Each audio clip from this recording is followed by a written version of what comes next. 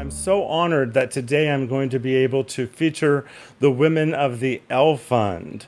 So, the L Fund is an amazing organization. Their mission is to provide resources to lesbians in crisis, to empower lesbians through education, and to celebrate lesbians in community. The L Fund envisions a future in which members of the lesbian community will have a reliable resource for emergency financial assistance, but they've expanded so much more since they initially launched, and we're going to learn all about it from the great lesbians behind the L Fund right after this.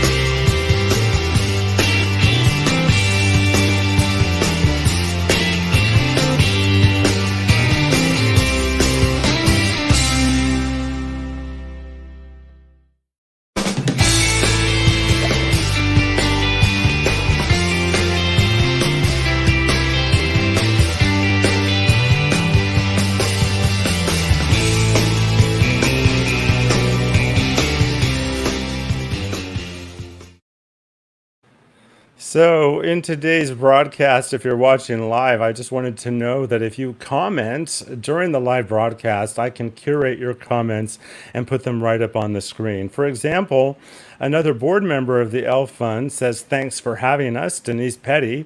She actually commented on the promotion of the show, so she may or may not be watching live.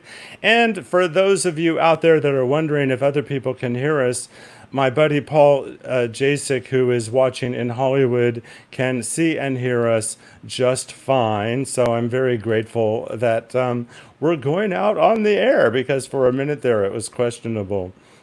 So, without further ado, I want to just bring in all of my guests to the show today. And I want to welcome Barbara Carpenter, who's the Executive Director of the L Fund, Dr. Sharon Siegel, who is on the board, and of course, Betty Berry Smith, who is also on the board. Welcome to all of you. Thank you. Thank you for having us. Well, it's great to see you, and I just want to give a shout out to all of you for the great work that you're doing and for the way that the L Fund continues to evolve. And I'm just going to go to you, Barbara, first to tell us a little bit about the L Fund's background and how you individually became connected. Sure. First of all, thank you for having me. Thank you for having us. And hello to everyone out there watching. We're happy to be able to tell you a little bit more about the L Fund because we're very proud of it. I am the CEO, Executive Director of the L Fund, and we started with an idea in 2012. Personally, Dr. Sharon Siegel came to me and said, we're going to be starting something to help lesbians in financial crisis. We hear about our sisters in the community falling through the cracks. A lot of women are on Social Security or have fixed incomes or don't have family support or just have enough to make it. And so we know that we can't wait for anyone else to do it, so we're going to do it ourselves. And we were sitting in Native Foods. She called me up and said, "Can you meet me?" I said, "Of course." I've been knowing her well over 25 years. And she said, "Will you do it?" And I said, yes. I mean, I probably took all of 15 seconds to answer her. And it's one of the proudest decisions I've ever made. We started back then sitting around the table, deciding how we were going to launch this, what we were going to do. It took a few years to kind of get our footing, but we did. We started out just really by collecting money between ourselves and giving it to people when they needed it. Later on, it grew to become a 501c3 thanks to everyone on the board, and Annette Labarca in particular. Um, she came on and really helped us with that. And so once we got our 501c3, we really were able to take it out to the community and do some bigger things. And to date, we not only have the financial crisis assistance program, we have the education assistance program, we have an arts program, and we have a health and wellness program. So in the 8 years that we've been around, we have grown tremendously. That's amazing, Barbara. Thank you so much for your service. Dr. Sharon Siegel, let's go to you. Tell me a little bit about your background. And of course, based upon Barbara's story, you reached out to her, so you must have been involved a little bit before she was. Yes, thank you. Thank you again for having us. Katie Ullman and Ruth Deborah had breakfast one day and said, Sharon, come on over. We're talking about helping lesbian sisters in crisis. And so, of course, food, I went. And we put $20 in a basket, each of us, every month. And we gave it away. And in the first time we had $120. And by then Barbara was on, because Barbara was in on, I think, the second meeting, no later than the third for sure. We had $120, and we had a lesbian in crisis call us for life-saving medicine, and she needed $120. Yo quiero decir también que hablamos español y la misión del elefante es de proveer recursos a miembros de la comunidad lesbiana en crisis, ayudando a su desarrollo educativo y celebrando la presencia de lesbianas en la comunidad. Ofrecemos asistencia financiera a personas identificadas como lesbianas o lesbianas transgénero afectadas por una crisis financiera específica. La intención de esa ayuda es únicamente de resolver un problema específico y no la situación financiera general de las personas afectadas. I hope that if you know of any lesbians who speak only Spanish or who speak English or any other language, if you know a lesbian in crisis, we are here for that purpose. We're here to provide the resources to get people over the hump. And almost everybody bumps into something sometime when they can't fix the car, or they can't pay the rent, or the house is going into foreclosure. We vet very carefully. We believe we have not been scammed, and we intend to not be scammed. So thank you for letting us come in. I wanted to mention that the L Fund has received numerous awards, and we're very proud of that. The community sees us. Thank you. Well, and the community should see you. And last but not least, Betty Berry-Smith. So Betty, please tell me about your connection and passion for the L Fund. Hi, Nicholas, and thank you so much for having us and having me today. Well, I received a call from Barbara Carpenter in early 2013, I believe, saying that there's a group of women meeting and helping lesbians in need, and you might be interested. And I said yes, I was, and came on and joined her and the other women early on the L Fund board. And I am a chef by trade, and at one point in our board meetings, we were talking about ways to raise funds.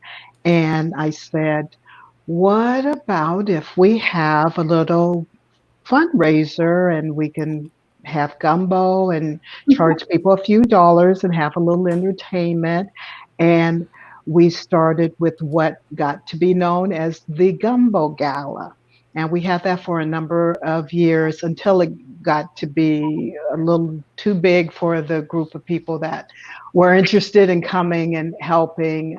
So it moved on to the gala. I've really been uh, really pleased and interested in being on the board and helping with all kinds of things that we have going on. But of course, anything food related is, in my wheelhouse. But I um, and If it's that food related, I'm right there with you, by the way. oh, absolutely, and you have been, Nicholas. We've chatted about food a number of times. Yes. Well, I just want the viewers to have a sense of the growth of the L Fund from my own perspective. So I was collaborating with Gay Desert Guide, and I wrote a regular column for them. And I'm not sure how I heard about Barbara, but I decided that Barbara, I wanted to reach out to you specifically and profile you.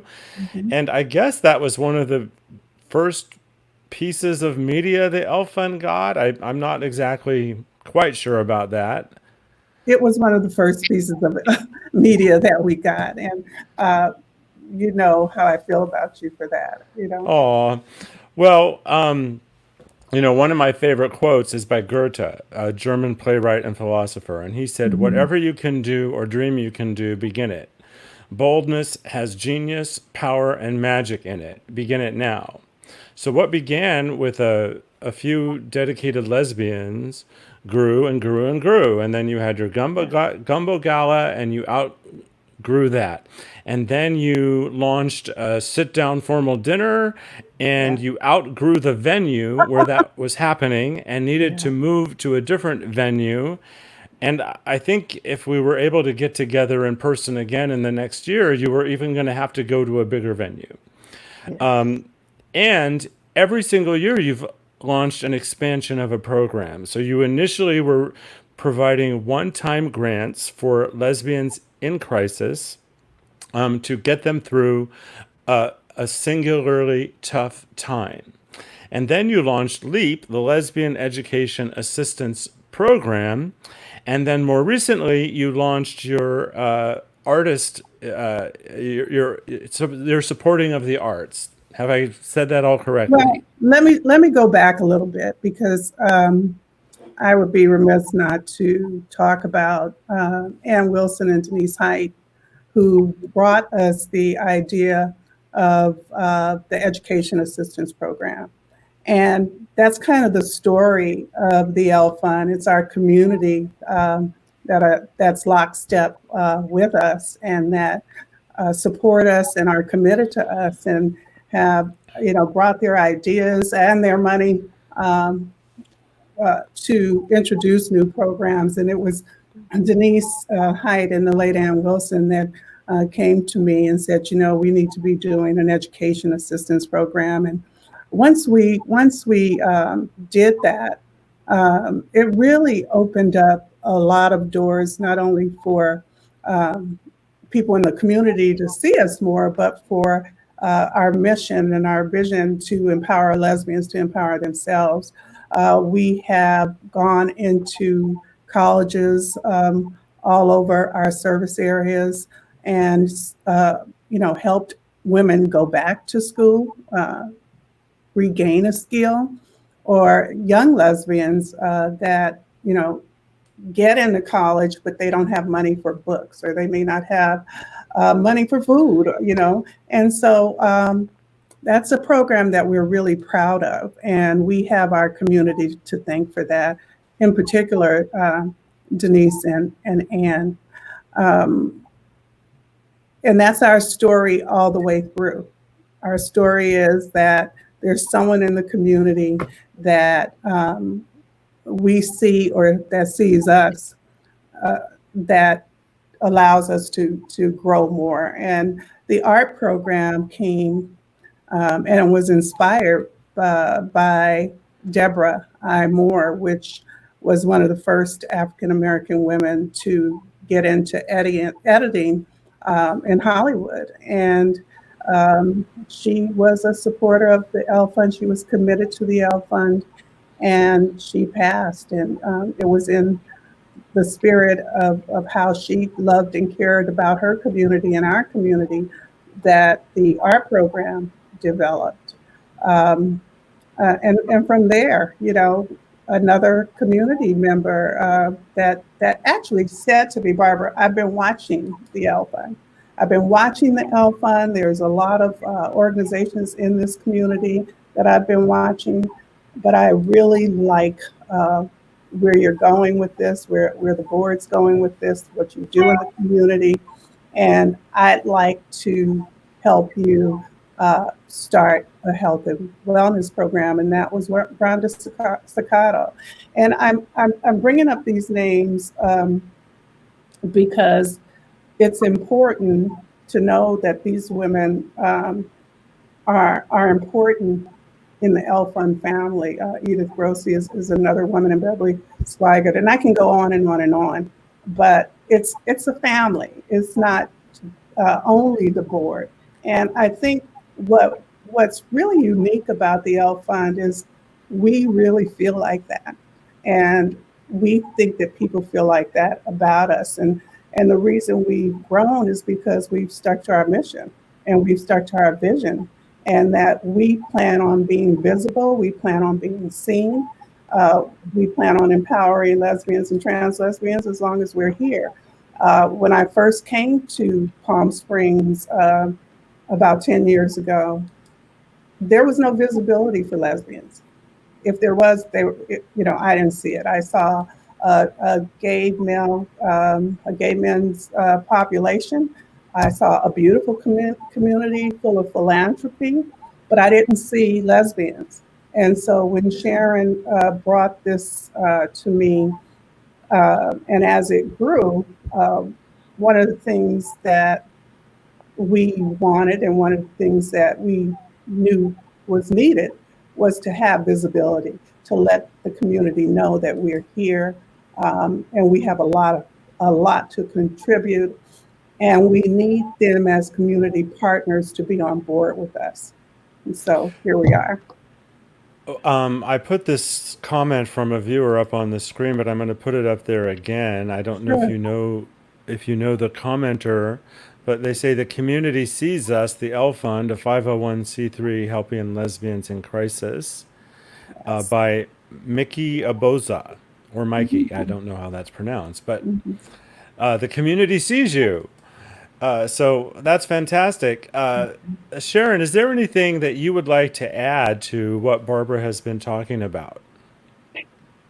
Only that it's a very hardworking board. We don't have a staff. We don't have somebody to answer the phone.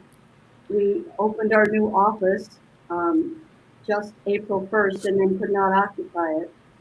So I just want to say that if people want to donate to the L Fund, we have a commitment that 90% of every donation will go directly to lesbians in crisis, and that we will, as much as possible, keep our office and staff expenses to 10%.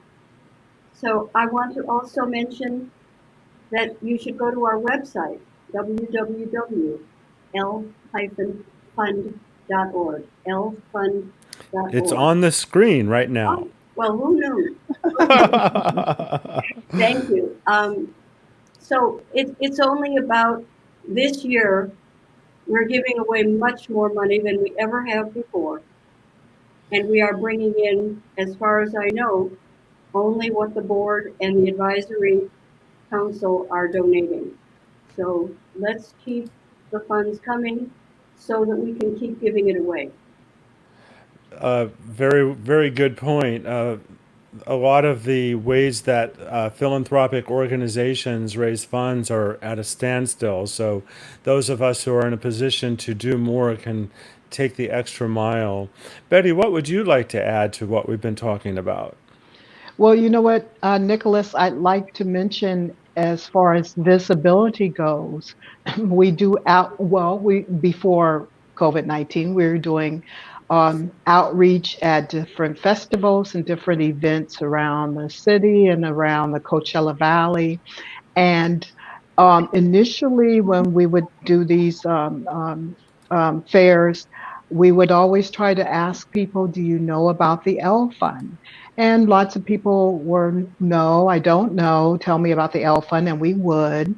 We even had a small donation jar, and people would put, what they could in the donation jar.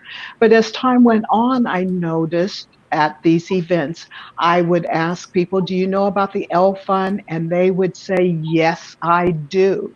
I would run into people in the grocery store or other places in the city and say, let me tell you about the L Fund. And they would say, I know about the L Fund, or I've heard about the L Fund. So as time has gone on through the years, we are getting to be known not only in the Coachella Valley, but further out, Los Angeles. I've even had people in other states say, oh, yes, I've heard about the L Fund and heard about the wonderful work that you're doing. So we hope to keep getting the word out and letting people know that we are here and we are helping. Speaking of incredible work that you're doing, I want to get into a hot topic that I know that you're prepared to talk about. In the in the face of new awareness about the atrocities perpetrated against Black people and the visibility of Black Lives Matter, in my own life, I've been doing a deep dive into my own connection to systemic racism. And one of the painful realizations that I have had is that as I have been on the front lines of the LGBTQ civil rights movement for decades, I sort of felt like I was by default involved in everybody's fight. But I realized that no, while the four of us on this screen have been involved in this movement for a long, long time, the three of you on the screen have the intersectionality of being women. All three of you have the intersectionality of being lesbians. Two of you have the intersectionality of being Black lesbians. And you have all been fighting different fights than I have.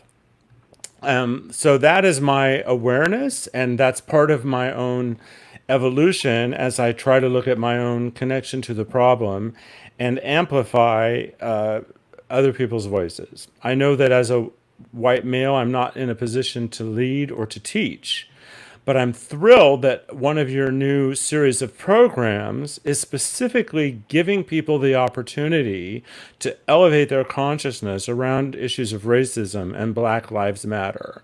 So I want to come to each of you, and I'm going to start with Barbara, then to Betty, and then to Sharon to address this issue in general and your programmatic response. Well, Nicholas, I don't have to say that it's more than personal for me. Having said that, as the CEO, Executive Director of the L Fund, we felt like it was important for us to do something for our community.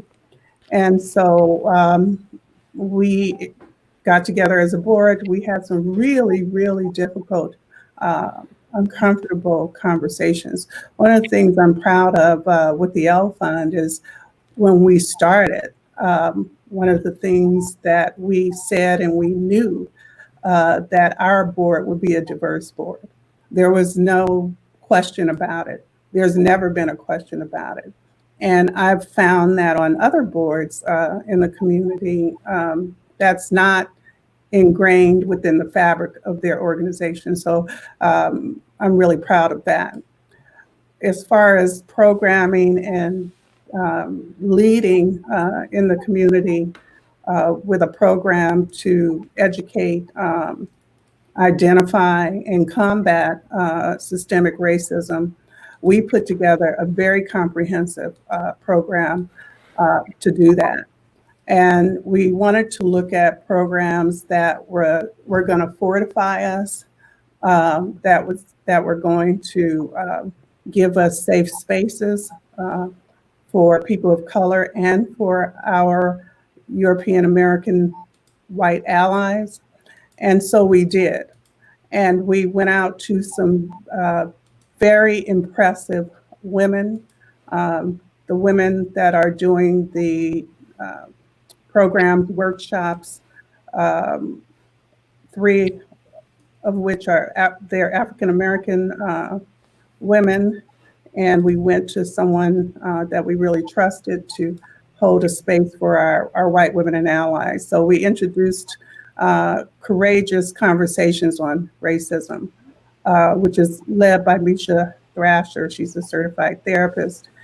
I And just want to stop you for just a sure, second because absolutely. I'm showing Thank you. l-fund.org on the screen, and you have this entire programming information there. But I wanted to basically share the statement that you have. It is Sure. important to the L-Fund organization that we support our community. We believe that the mental, emotional, and physical strain our communities of color and allies are experiencing deserve more than a band-aid or a one-time conversation. With that in mind, under the L-Fund Health and Wellness Program, we developed a comprehensive program called Identifying and Combating Racism, Tools to Fortify the Mind, Body, and Spirit, a program for lesbians of color and trans women of color, in particular, to fortify themselves from the daily attacks of systemic racism. We also provide a space for our European American white lesbian and trans sisters to educate and fuel their spirit so they can become better allies to communities of color. We Thank hope you. you circle back, give us feedback, and let us know other topics you wish to cover in the future. Yes. And Well, that was perfect for our health and wellness program because mental health around Yes. this topic in particular is so important. I know our board, both the people of color and our white sisters on the board, we all felt lots of feelings. So mental health is important, and we were able to do it under our health and wellness program. well, that's spectacular. I would like to come to you, Betty, to add anything you would like to around this conversation of race, Black Lives Matter, the L Fund, your own personal experience. Well, this has been a real challenging time um, for me, for other African Americans, lesbians, straight, everyone, to see in front of us on TV the kinds of things that we've been talking about for decades. One of our board members mentioned if you're in your 50s, 60s, or so, then you know we've addressed this numerous times, and it's kind of getting a little tiresome. I guess I can't think of another word for it, but it seems now that it's gotten a broader stage, and more people of all colors are seeing and getting a little sense of what we've been going through, and the fact that their help is needed to um, work on this problem, and not something that will be taken care of immediately because it didn't happen overnight, and it's going to be something that's going to be ongoing to fix and to correct. And the L Fund is in the forefront in this community of doing that and providing safe spaces to work on, and to move along this progress. And I'm very thankful for it. Well, I'm thankful for all of you. Sharon, as promised, what would you like to add to the conversation? Well, I would like to challenge you a little bit. You know I love you, but I want to challenge you and whoever is watching this to take part, white people teaching white people, because our communities of color are very tired and angry to be told, well, what should I do? You teach me what I should know on my own. I want to give a kudo to the Association for Women in Psychology. For about 15 years, every year at our annual conference, we have facilitated programs, one for women of color, where the white women are not there, and one for the white women, where the women of color are not there, and it's entitled White Women Unlearning Racism. So the challenge to you, and the challenge to myself as well, is to keep talking. We do have something to do. We have to teach white people what we know, and we have to keep learning what we don't know. Thank you for asking the questions. Oh, you're welcome. You know, to all of you, when I say I'm not in a position to lead on this, I am in a position to lead when I talk about what I'm doing as a white man. And I am in a position to lead in terms of providing a platform for other people to Platform. appear on. One of the things I've been going out of my way when I've tried to spotlight this issue with recent guests is to acknowledge that it's not your responsibility to teach me, but you are actively doing things. What would you like to talk about? I had Ron Oden, who's the first openly gay African American mayor elected to that office in the United States of America. And some of the things he shared on that broadcast ended up getting picked up by the KESQ family of television news. And there's going to be some coverage coming tonight featuring Ron Oden, and that stemmed from the platform of my show. I'm not trying to, toot my own horn. I'm just saying I'm totally committed to being a part of the solutions across the board. I do have a comment from one of my regular viewers in response to what I said earlier. He says, "Thank you, Nicholas, for your introspection. Helps me, all of us, look within and make change." So Yeah, I if I, accept your challenge, if Sharon. I could jump in, Nicholas, Yes. you've had the power all along, and white people have had the power all along. And so while this, is a teaching moment, I guess, I would say that use your power. When you see something happening to an African American person, any person of color, say something. When you are in any space and you see that someone's being racist, or doing racist things, say something.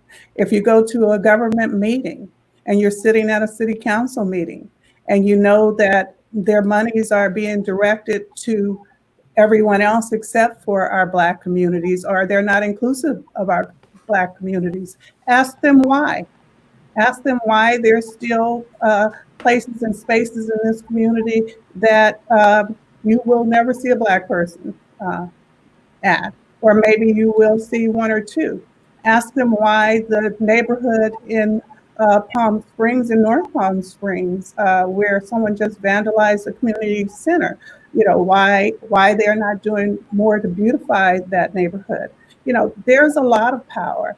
I appreciate that you give us the platform. You gave Ron the platform, but I challenge, as Sharon did, all of the people that are out there that say that that Black Lives Matter, and that they use their own personal power to do what they can to erase systemic racism. Thank you for that. And I accept the challenge, and I invite my viewers to accept the challenge as well. I watched 12 hours of Global Pride. It was a 26-hour worldwide broadcast that ultimately reached 57 million people. And there was a particular short video that brought me to tears on microaggressions. So I encourage everyone who's watching this to Google microaggressions and to look at the material that's available there, because I think it's very eye-opening and important information for all of us to have.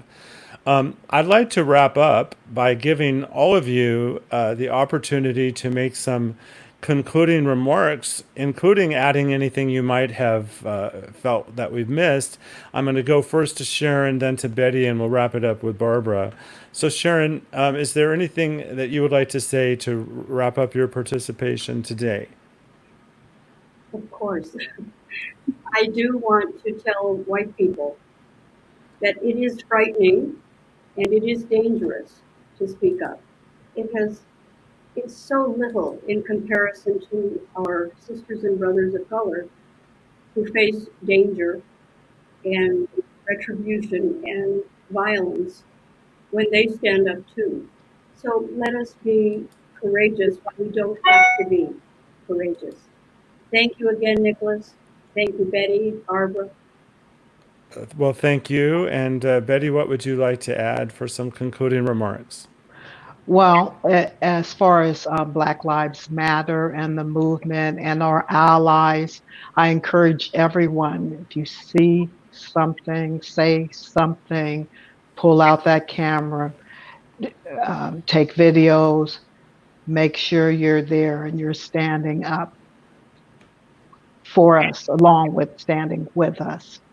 And also, thank you for the support of the L Fund. And we appreciate and hope you will continue to support us, and that so that we can support lesbians in our community.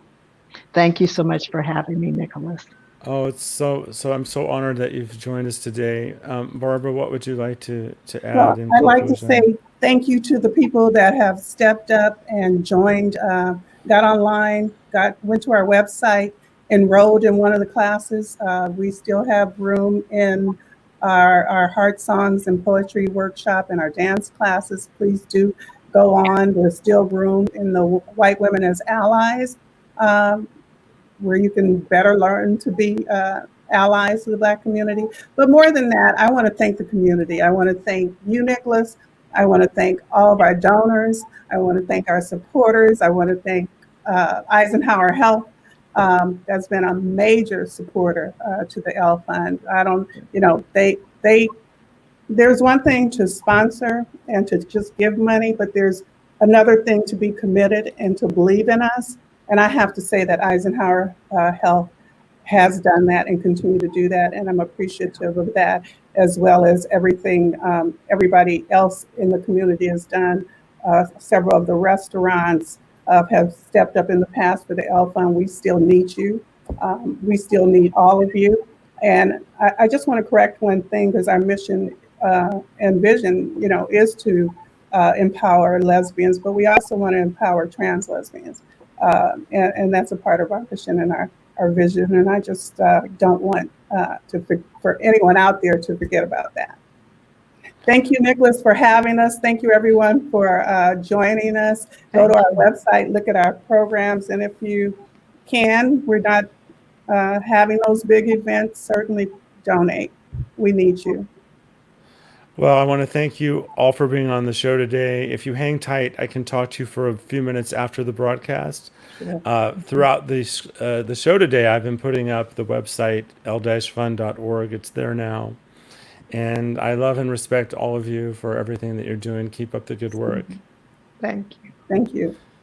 For everybody at home, whether you're watching this broadcast live or in replay, I invite you to connect to l-fund.org. I invite you to look within, wherever you may be across the spectrum of humanity, to identify ways that, as I am doing, that I might be part of the problem and that I can be part of the solution instead.